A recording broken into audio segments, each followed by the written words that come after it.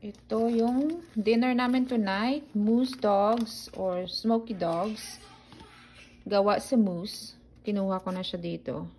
Pinapagawa namin sa Delta Meat and Sausage dito sa Delta. Para matry niya rin yung gawa ko na sauerkraut, kukuha tayo dito. Ito, ginawa ko ito noong November 2022. Buksan na natin. Tinanggal ko na yung ring. Yung sauerkraut is fermented cabbage lang naman. At saka asin. Buhos natin dito. Tapos lagyan ko ng bawang. At vegan na butter.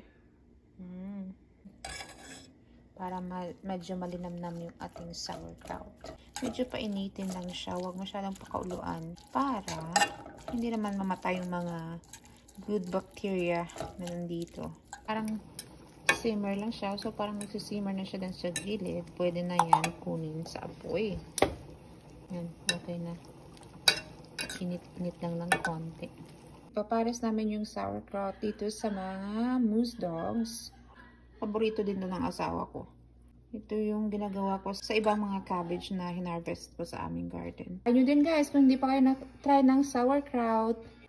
Try na ng pinsan ko yung moose dogs.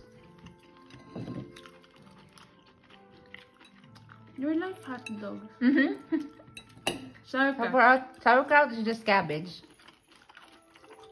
Yeah, cabbage. Salty cabbage.